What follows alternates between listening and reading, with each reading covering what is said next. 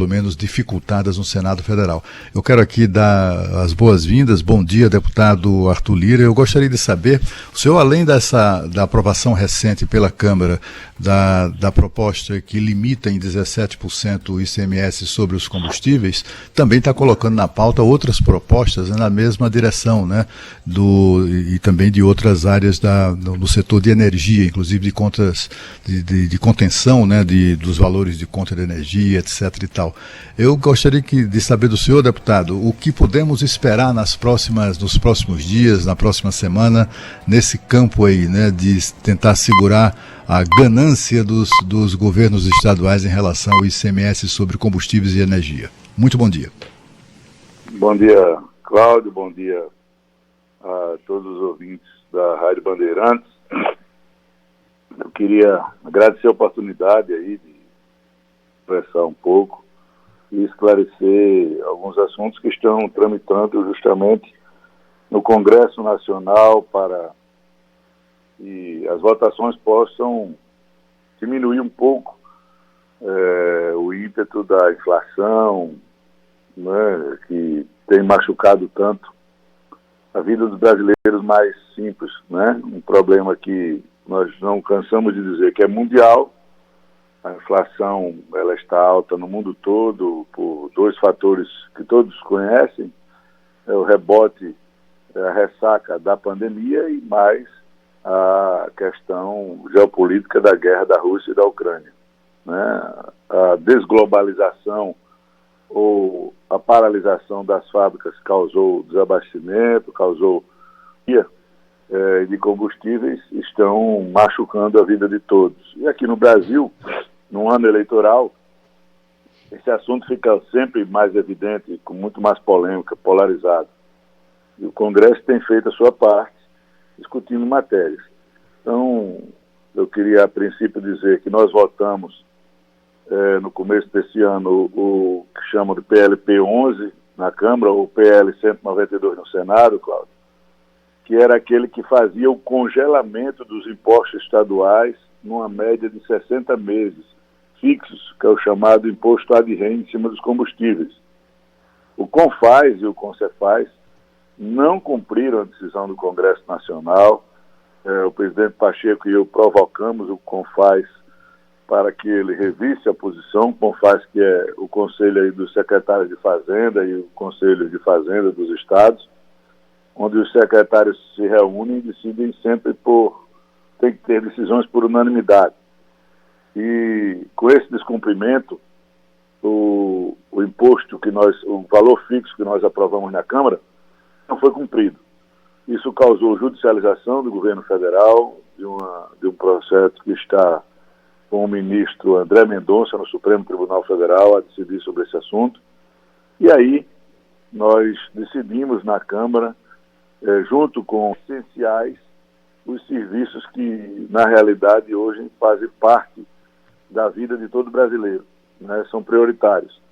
São energia, telecomunicações, combustíveis e transportes. Com a votação da essencialidade desses itens, desses bens e serviços, eles ficam aí com um teto majorado em 17% em média em todos os estados, podendo ser maior. Cada estado pode, inclusive, fazer com que ele seja menor. E nós acreditamos, e os economistas acreditam, e o governo acredita, em uma redução do índice inflacionário do IPCA, que mede a inflação, entre 1,3% e 1,6%. Isso acarretará em maior consumo, isso acarretará em menos sonegação, isso acarretará em aquecimento de toda a cadeia que envolve a produção nos estados. Nós não acreditamos em baixa de arrecadação, ou seja, arrecadação negativa, até porque os estados vêm arrecadando muito ano a ano, principalmente nos últimos 2 anos, batendo recorde de arrecadação.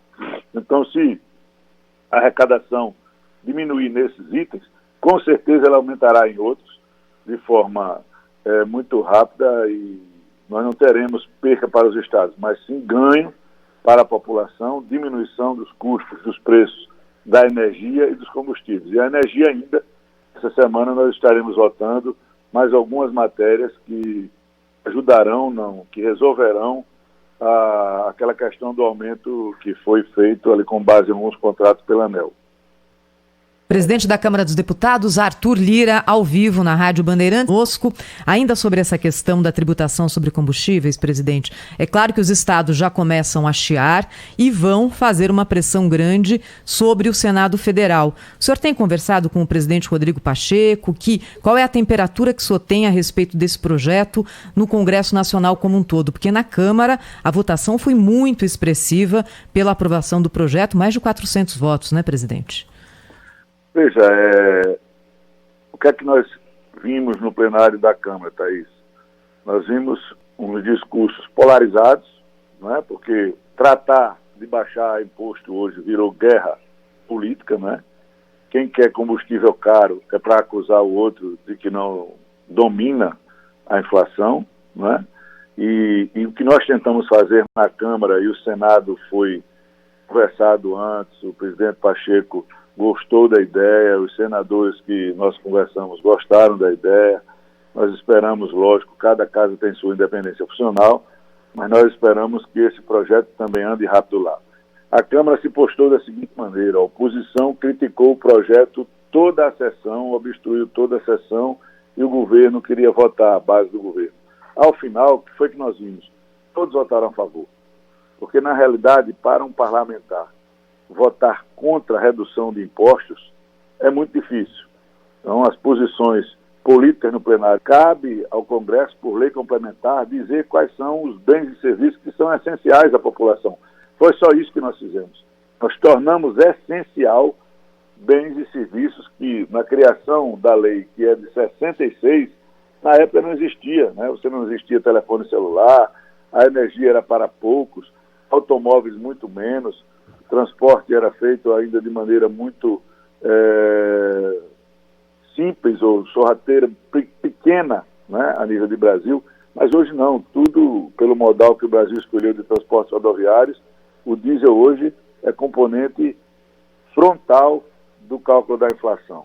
Então, todos, afinal, votaram a favor, acreditando no projeto, e os governadores vão entender. Nós fizemos algumas travas por garantia, porque, como eu disse e repito, nós acreditamos firmemente que não vai haver, como eles estão alardeando, diminuição de arrecadação bruta, mas especificamente nesses itens que machuca muito a população, nada mais justo do que minimizar os aumentos, diminuir a carga, ter redução de preço e com a capitalização da Eletrobras, com uma alteração no projeto 4188 das garantias que nós vamos votar muito em breve, não taxando investimentos estrangeiros que vêm para o Brasil, que já pagam impostos no estrangeiro, ou que comprem títulos da dívida pública brasileira, não sejam taxados, porque o Brasil é o único que faz isso.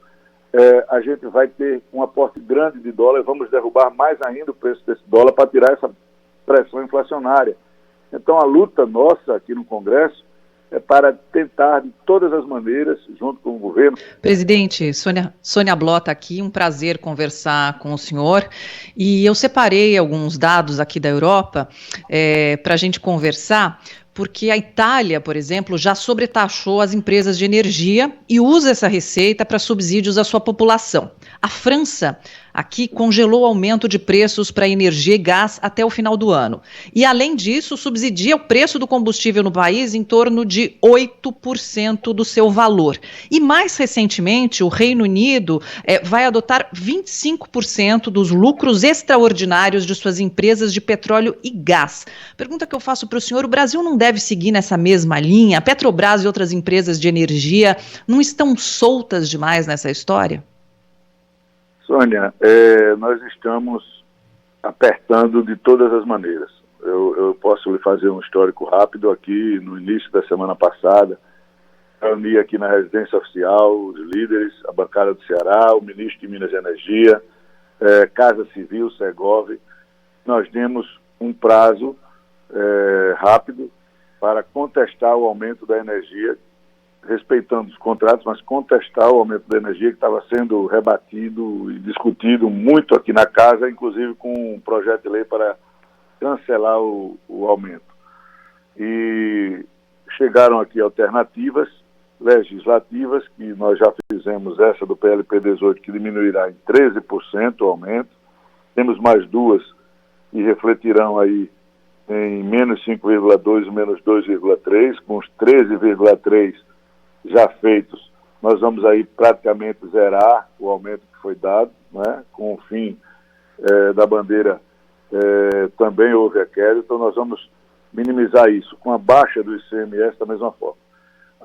Com relação à Petrobras, eu vou ser bastante claro, eu sempre estive numa postura bastante crítica nos últimos meses, falando quase que sozinho contra a Petrobras.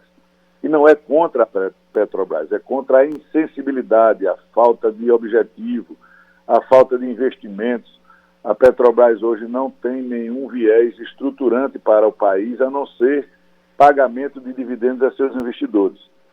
E aqui ela se escuda no fato de o governo ser majoritário para não pagar o desgaste da sua inação, né, da sua falta de sensibilidade.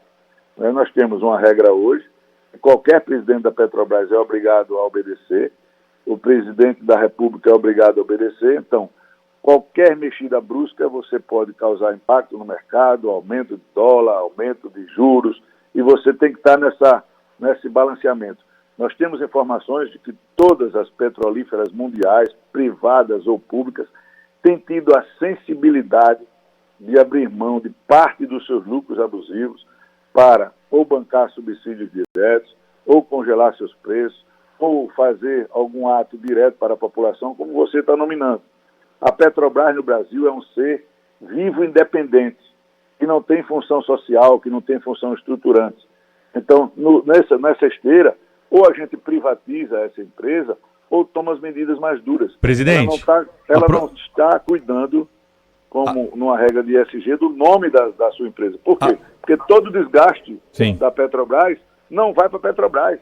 Todo desgaste vai para o governo federal. Aproveitando, presidente, deixa eu interromper o senhor, Pedro, que eu ia fazer exatamente essa pergunta. O senhor é favorável à privatização da Petrobras e tem tempo de fazer a privatização até o fim dessa legislatura ou tem que ficar para a próxima legislatura? Pedro, você imagina num Brasil polarizado, cheio de versões como a gente vive, você votar uma PEC hoje de privatização da Eletrobras, da Petrobras. Então, uma privatização completa, eu acho que o tempo talvez seja inadequado, muito pouco. Agora, o governo pode, por um projeto de lei ou numa discussão mais rápida, vender as ações que tem no BNDES, em torno de 14%. Ele deixaria de ser majoritário. Ele tiraria das suas costas essa responsabilidade da falta de sensibilidade da Petrobras.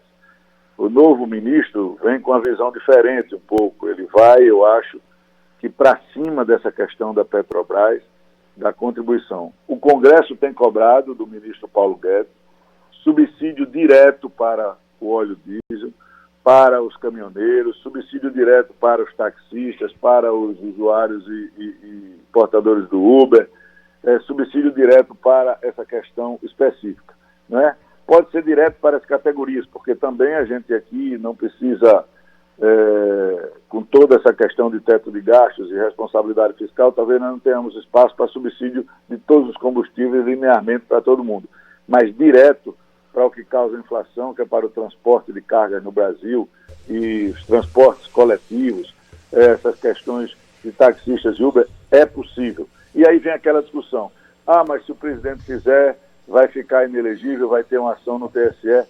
Não se justifica uma ação como essa. O mundo está em estado de exceção.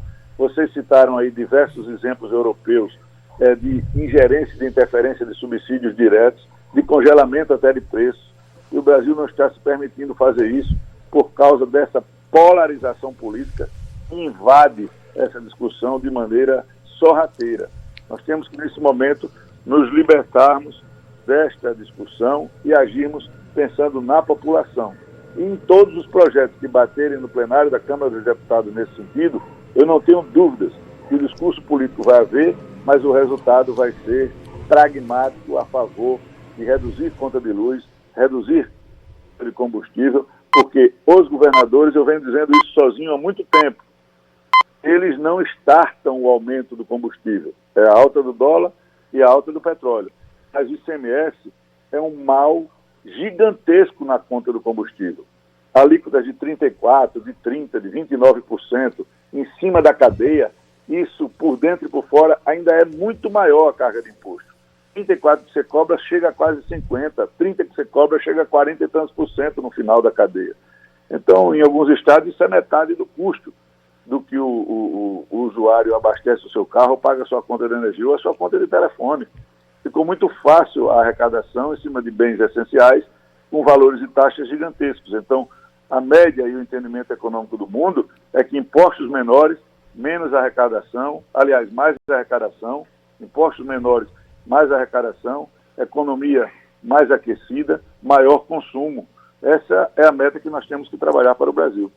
Presidente, eu queria saber do senhor o seguinte, muitas das iniciativas da Câmara dos Deputados, sobretudo sob sua gestão, enfim, são aprovadas, o senhor promete, vai lá e entrega mesmo a aprovação, aconteceu agora nesse caso do teto de 17% de ICMS sobre os combustíveis, mas o problema é o Senado Federal. O presidente da Câmara, do Senado, o senador Rodrigo Pacheco, nitidamente fica incomodado com esse protagonismo da Câmara. E aí os projetos que chegam no Senado ou vão para a gaveta ou eles são dilacerados, né, por outros. Bota lá um relator de oposição, que é para dar uma sacaneada mesmo e tal, e acaba que aquelas votações tão importantes assim, que atendem à expectativa da população, que são consumadas na Câmara, não prosperam no Senado Federal. Eu queria saber do senhor duas coisas bem específicas. Uma, a sua expectativa em relação a esse projeto dos 17%, né? Que tipo de compromisso, de fato, tem o Rodrigo Pacheco de colocar isso em votação? Porque ontem o que ele fez foi o exercício de pura embromação, né? Fez uma declaração dizendo que a proposta terá a atenção devida, não sei o quê, com aquela embromação que é habitual nele, mas ele não bateu o martelo, né, sobre apoio efetivo, nem muito menos estabeleceu prazo de votação. E há outras questões. Hoje, mais cedo, nós tratamos aqui, por exemplo, que coisa espantosa, né, da questão da redução da maioridade penal. Aprovada na Câmara, a proposta está há 3 anos na gaveta do presidente lá da CCJ do Senado, né? E é uma coisa deliberada, né? Como é algo que tem a aprovação de mais de 80% dos brasileiros, as pesquisas indicam isso, né? A redução da maioridade penal, aí o que é que eles fazem, né? Para não deixar que este seja um trunfo da Câmara dos Deputados. Simplesmente não votam, engavetam. Não tem como estabelecer uma negociação com o Senado, o presidente do Senado, a fim de que ele cumpra a sua obrigação? Bom, Cláudio, eu queria primeiro que você me entendesse que eu tenho, como todos, que respeitar o sistema constitucional brasileiro de funcionamento. Nós vivemos num sistema bicameral, não é? Câmara e Senado. A princípio, a Câmara é originária de vários projetos que vêm do Executivo e de muitas matérias que tem que acontecer por lá, e o Senado é a Casa Revisora. Esse assunto, especificamente do PLP 18, na semana passada, me reuni com o presidente Pacheco, como disse, me reuni com vários integrantes do Judiciário, vários integrantes do Executivo, porque eu entendo que ele não é um projeto, Cláudio, de ninguém, ele é um projeto estruturante que modifica basilarmente essa questão dos impostos sobre serviços essenciais. Eu posso lhe garantir que a conversa que eu tive semana passada na residência do presidente Pacheco foi uma conversa antes de discutir na Câmara, de pautar consultiva, explicativa. Ele já me relatava naquele momento que diversos senadores ligados a essa área de energia gostaram do projeto, gostaram da proposta, enxergam como todos enxergam. Diversos bancos, análises de empresas econômicas, economistas, a unanimidade da população, a falta de, ao final, argumentos da própria oposição, e ninguém vota contra redução do imposto. E nós colocamos ali algumas travas que não serão utilizadas, mas que ainda garantem compensação de débitos de dívida entre Estados e União, se por acaso houver algum tipo de risco de perda de arrecadação bruta que não vai haver para os Estados. Nós não temos os governadores como inimigos, mas os governadores precisam, como todos, dar uma cota de sacrifício nos seus impostos, já que tem, como disse um grande jornal aí de circulação nacional, mais de 320 bilhões em caixa só do aumento de arrecadação em cima de impostos de ICMS nesse período da pandemia.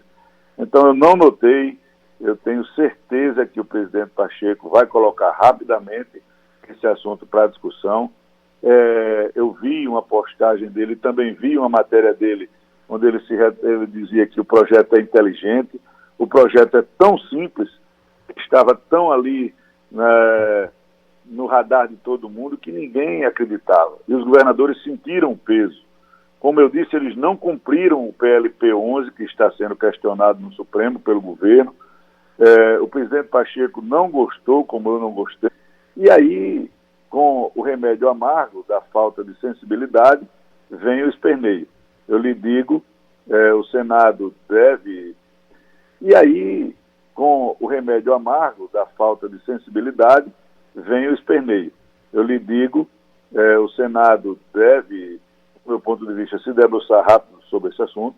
É lógico que é uma casa totalmente diferente, são 3 parlamentares por estado, tem interesse gigantesco de governadores de que essa proposta não ande, cabe à população, à imprensa, cobrar, se posicionar, porque nós não podemos demorar. Esse projeto, digo também, ele tem efeito imediato.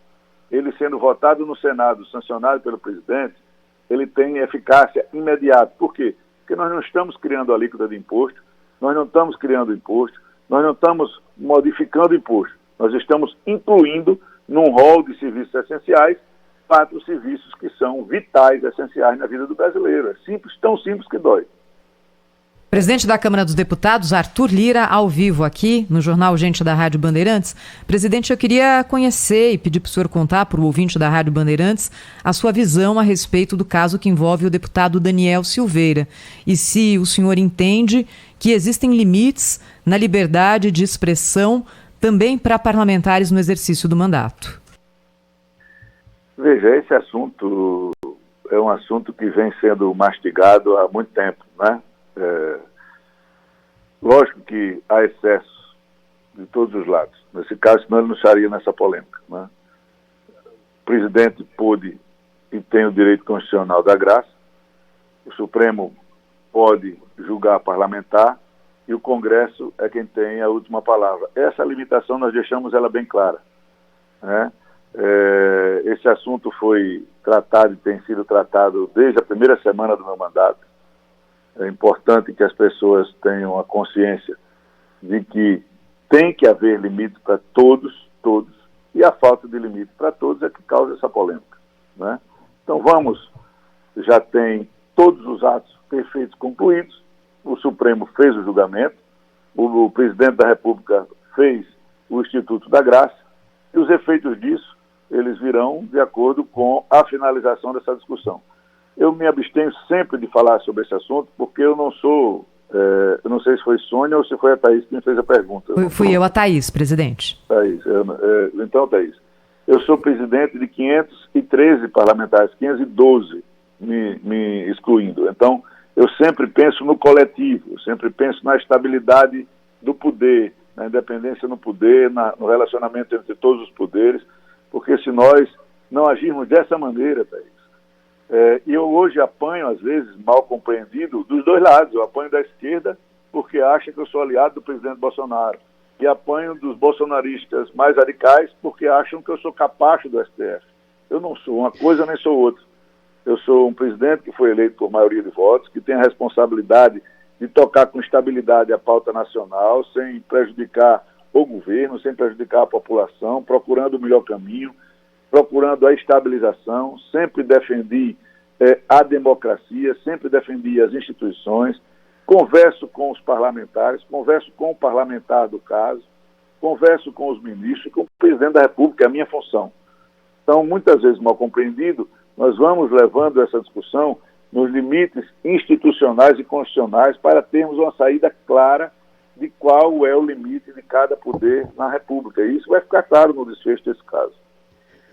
Presidente, agora é a Sônia, e eu gostaria de continuar nesse assunto que a Thaís tocou, porque o nosso Fernando Mitre fez um comentário muito importante em que ele interpreta as pesquisas eleitorais e cita o episódio Daniel Silveira como um fato que prejudicou muito a imagem do presidente Bolsonaro, mesmo em setores conservadores, e no momento em que ele vinha crescendo nas pesquisas.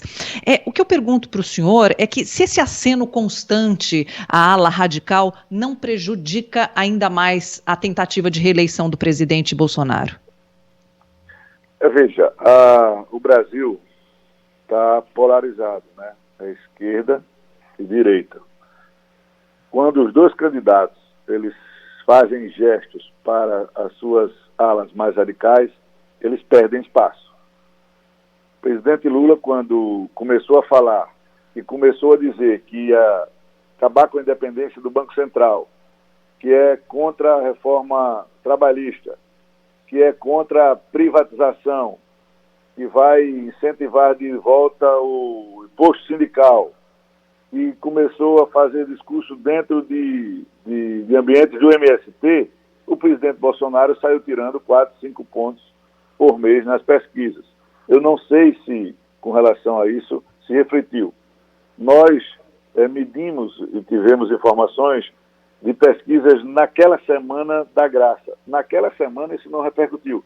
Mas toda vez também que o presidente Bolsonaro fala muito claramente na linha dos mais radicais da direita, isso pode influir. E quem vai, eu venho dizendo também isso ao longo de muito tempo, decidir essa eleição é o centro, são os eleitores moderados, são os brasileiros que querem previsibilidade e que vão escolher o que cada um representa. Não é? Com a polarização nesse nível no Brasil, os que ficam ao centro, que são os 33%, 34% de eleitores, é quem vão decidir o que cada um representa. Então, eu quero isso no candidato Lula ou eu quero isso no candidato Bolsonaro. O que cada um representa, a meu ver, final será o que vai decidir a eleição. Portanto, isso está muito cedo. São muitos fatos que vão acontecendo, são muitas ações que vão acontecendo. Não é fácil para qualquer país discutir eleição numa crise energética, inflacionária, mundial, mas que aqui no ano de eleição ninguém quer saber. O eleitor lá na ponta, no Nordeste ou no Norte, que vai para um supermercado e não consegue comprar 1 quilo de carne, que vai num posto e não consegue abastecer, ele não quer saber se o problema é lá nos Estados Unidos também, com 9%, na Inglaterra com 9%, na Argentina com 60%, ele quer saber que no Brasil ele não está comprando. E aí vem uma campanha maldosa de dizer, lá no ano tal você fazia isso com tanto. Olha, gente, pelo amor de Deus, naquela época não tínhamos crise, não tínhamos pandemia, não tínhamos guerra, não tínhamos nada, tínhamos um mundo em ascensão. Então, é difícil você comparar. Nesse momento eu penso que o eleitor médio é quem vai decidir a eleição, que o eleitor médio é quem vai escolher o que cada um representa, e que fatos mais radicais de parte a parte prejudicam momentaneamente aquele candidato.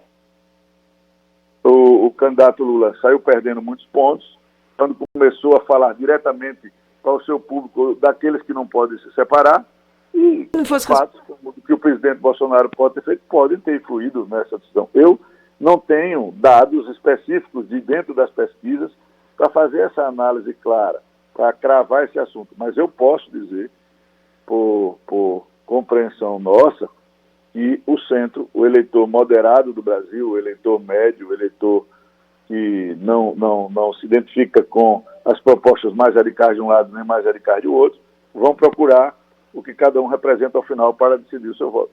Presidente, tem muito ouvinte aqui da Rádio Bandeirantes cobrando perguntas aí de nossa parte para o senhor sobre segurança pública, né? Eles querem saber o que está para ser pautado na Câmara Federal a respeito da segurança pública, e alguns perguntam sobre a proposta de redução da maioridade penal. A gente já trouxe até informação hoje aqui, porque o Jornal da Band ontem preparou uma reportagem explicando, né, que o projeto que já passou na Câmara está aguardando ser pautado lá na CCJ do Senado. Mas seria bom ouvi-lo, né, sobre esse assunto também e sobre a pauta de segurança pública da Câmara Federal, um assunto que preocupa também o brasileiro, assim como a economia. Veja, são dois assuntos que eu vou procurar falar bem sucintamente. A maioridade penal ela foi aprovada em 2015 na CCJ, quando eu fui presidente. E naquela época foi um debate muito difícil, né? Polarizado, eram estudantes, movimentos estudantis, e nós respeitamos a diversidade de pensamentos. Já naquela época, eu presidente da CCJ, nós aprovamos na CCJ, e eu não me recordo se não foi aprovado em 2016, no plenário da Câmara dos Deputados. Portanto, não são 3 anos, eu acho que são 5 ou 6 anos que já está no Senado. Digo de novo, são ritos e ritos. Tem vários projetos no Senado que também, numa universalidade de mais de 40 mil projetos que tem tramitando na Câmara dos Deputados, não há possibilidade de votar todos. Mas tem projetos específicos como esse, que nós sabemos que há um amplo apoio da população, porque sente na pele os efeitos da captação indevida por criminosos de menores de idade para, na ponta, praticar o ato final dos seus crimes. Mas já naquela época eu também apontava, Cláudio, que uma coisa importante, e a todos vocês aí que nos entrevistam, Pedro, Sônia e Thaís, é que nós temos que ter um tratamento diferenciado de sistema carcerário para esses jovens infratores, para que eles não saiam de um primeiro grau no crime para sair laureados com o terceiro grau num sistema carcerário que mistura tudo e todos. A gente já trazia essa discussão lá atrás. Então, é importante que o Senado realmente traga essa discussão. A violência urbana vem aumentando. Marcel mesmo agora iniciou-se assaltos de relógio Rolex como se fosse em São Paulo, de relógios valiosos.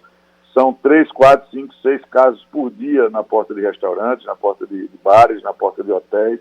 Então, essa violência urbana que vem crescendo nacionalmente, e ainda mais num período de crise, com processo inflacionário, isso gera muita pressão. Então, a Câmara fez o seu papel. Esse é um assunto preocupante, um assunto importante, polêmico, mas deverá ser enfrentado. E as maiorias ou resultados de plenário têm que ser feitos de acordo com o plenário, ao presidente da casa, aos presidentes das comissões. Cabe fazer a pauta ouvindo a sociedade, que é, na realidade, quem nos elege. Então, com relação à maioridade penal, nós votamos, quando eu pautei na CCJ em 2015, depois ela foi para o plenário da Câmara, se eu não me engano, em 2016, se eu não me engano, e nesse fato teve uma aprovação forte na Câmara. Com relação à segurança pública, eu desde a semana passada já me reúno com os membros da bancada de segurança pública da Câmara dos Deputados, que pedem uma pauta mínima importante para agora o mês de junho, para a segurança pública, e, a princípio, um projeto que já foi pedido e já está na pauta é um que discute o fim daquelas saidinhas de presídio, né? Aquelas saídas de presídio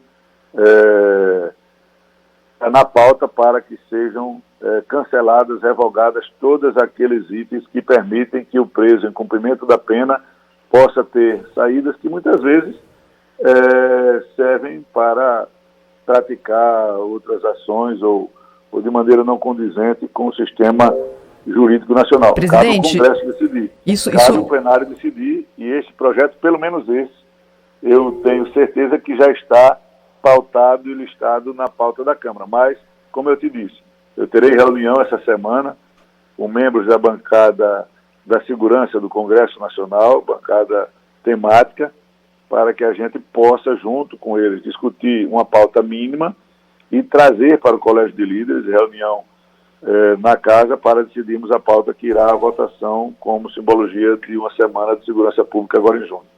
Então há a possibilidade, presidente, que esse projeto da saidinha seja votado ainda nesse primeiro semestre? Não, esse será votado muito rapidamente agora em julho. E só para a informação do senhor aí, antes da última pergunta do Cláudio Humberto, O site da Câmara diz que a proposta da maioridade penal foi aprovada no dia 19 de agosto de 2015, presidente, no plenário, em segundo turno. Pois é. Eu votei ela em 2015 na CCJ. Foi no mesmo ano, então? Foi no mesmo ano. Então, lá se vão 7 anos. Presidente, eu queria lhe fazer uma pergunta do presidente do Tribunal Superior Eleitoral de pressionar o presidente do Senado contra o Código Eleitoral que está lá em tramitação, se arrastando ali, que, meu Deus do céu. Mas, enfim, é um código alentado, né? Eu queria que o senhor explicasse o código, que é a iniciativa da Câmara, que sistematiza toda, inclusive as resoluções da Justiça Eleitoral, etc. e tal, mas o presidente do TSE diz que o código enfraquece o papel da Justiça Eleitoral. Eu acho até que ele devia comemorar o fato de que o código não prevê a extinção da Justiça Eleitoral, que é essa justiça jabuticaba que só existe no Brasil. Mas eu queria saber do senhor o seguinte, eu queria que o senhor fizesse uma descrição sucinta da importância do código, o que nele contém, e também se o senhor considera apropriado o presidente do TSE está pressionando o presidente do Senado contra a tramitação de uma matéria legislativa. O senhor considera isso adequado? Considera isso próprio? É papel do presidente do TSE fazer esse tipo de pressão? Ainda que pareça, eu desconfio de que tem ali um jogo combinado, mas entre eles, né? Mas, assim, é próprio isso do presidente do TSE se imiscuir em assuntos internos ali da competência do Poder Legislativo? Cara, Cláudio, veja bem, eu não tenho como afirmar e corroborar que essa situação ela exista, né? Eu não sequer tinha ouvido falar sobre esse assunto. Eu quero te dizer, e a todos os seus ouvintes, que cabe ao Congresso Nacional elaborar, votar e fazer as leis que vigorem no país, né? Nenhum parlamentar gosta quando vê a Justiça Eleitoral fazer resoluções que mudem a interpretação das leis que nós votamos. São leis que vão vigorar regendo os partidos políticos. Então, essa legislação é específica. As consultas e as resoluções, quando vêm do TSE, não são sempre bem recebidas pelo Congresso dos partidos políticos. Então, essa legislação é específica. As consultas e as resoluções, quando vêm do TSE, não são sempre bem recebidas pelo Congresso Nacional. Então, o que foi que houve na iniciativa da Câmara dos Deputados?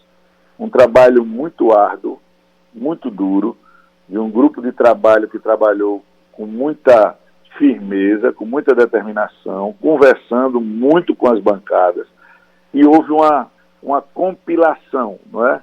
Houve uma junção de várias legislações, no que resultou num aperfeiçoamento, num código nacional para a Justiça Eleitoral. Porque uma coisa que existe no Brasil, e a gente precisa falar disso com muita tranquilidade, é que na Justiça Eleitoral a rotatividade, tanto nas indicações dos tribunais regionais eleitorais, quanto a do próprio TSE, ela faz com que a jurisprudência dessas cortes seja sempre alterada, não é? Um desembargador estadual, um juiz estadual, um juiz federal ou advogados que compõem as cortes estaduais, eles são alterados de 2 em 2 anos. E eu chego com um pensamento totalmente diferente do meu antecessor e saio dando decisões que modificam aquela anterior. Há decisões, inclusive, diferentes sobre casos idênticos no mesmo TRE. Então, o TRE de Alagoas também julga de um jeito, o TRE de Sergipe julga de outro, o TRE de São Paulo julga de outro, atos idênticos. Então, por isso nós votamos a compilação, a junção de todas as legislações, para que nós tivéssemos um código eleitoral único no Brasil, para que a Justiça dê as suas decisões com isenção sobre leis únicas no Brasil, sobre fatos que terão que ser julgados de maneira uníssona no Brasil. É um código longo. No período do ano passado, tinham matérias que eram importantes que fossem votadas antes das eleições, porque elas tinham anualidade, não foram, ficou para as eleições do próximo ano. O Senado disse que o tempo, na realidade, era curto para apreciar 900 artigos. Foi uma versão que foi dada errática, porque 900 artigos, 750 artigos foram só reprodução das leis que já existem, compiladas num código só. Existiram alterações em 100 e poucos artigos, e aqueles artigos que nós alteramos é que deveriam ter sido base de discussão para ver se havia condição ou não naquela época de votação. Há sim uma cobrança grande de partidos políticos, presidentes de partidos políticos, membros de partidos políticos, parlamentares, para que esse código eleitoral seja votado. E eu acho que ele será, Cláudio. O relator dele no Senado era o senador Anastasia, que foi para o Tribunal de Contas da União. Eu não sei se por isso atrasou.